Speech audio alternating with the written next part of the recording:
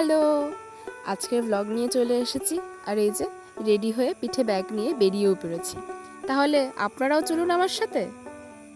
আজকের ব্লগটা কিন্তু পুরোটাই আমার, তাই শালিনীর ফ্যান ফলোয়িংদের কাছ থেকে ক্ষমা চেয়ে নিচ্ছি। ও কিন্তু ভিডিওতে নেই, প্লিজ কষ্ট করে একটু আমাকেই দেখুন আপনারা। আমার লাইফে সাডেন প্ল্যান থাকবে না, এটা তো হতেই পারে না।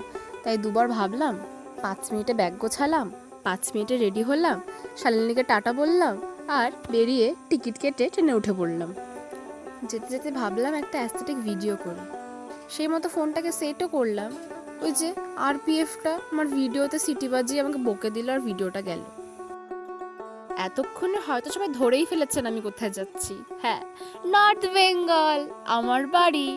আসলে আমার বাড়ি যাওয়ার ছোটো ছুতো পেলেই হলো, এই কলকাতা থাকতে আমার একদম ভালো লাগে না। বাবা ফোন করে বললো, কবে আসবি, গরমে কষ্ট পাচ্ছিস? আর অমনি আমি ঠিক করে ফেললাম আজ রাতেই বাড়ি চলে যাব। তাই বেরিয়ে নিয়ে মাকে ফোন করলাম, মা আমি বাড়ি যাচ্ছি। ভিডিওটা নেওয়ার সময় ট্রেনের লোকজন আমার দিকে হাঁ করে তাকিয়েছিল, ভাবছিল এই মেয়েটা কি পাগল, তো ক্যাট মারছে কেন। আসলে ওরা তো জানে না আমি এখন ইনফ্লুয়েন্সার হওয়ার চেষ্টা করছি, তো তাই এগুলো একটু কষ্ট করে করতেই হয়। ওয়েলকাম টু জলপাইগুড়ি, আমার জল শহর। যদিও জল শহর এখন জলেই থই থই করছে। যাই হোক, বাবা চলে এসছে, আমি বাড়ি যাই, আপনারা সাবস্ক্রাইবটা করুন।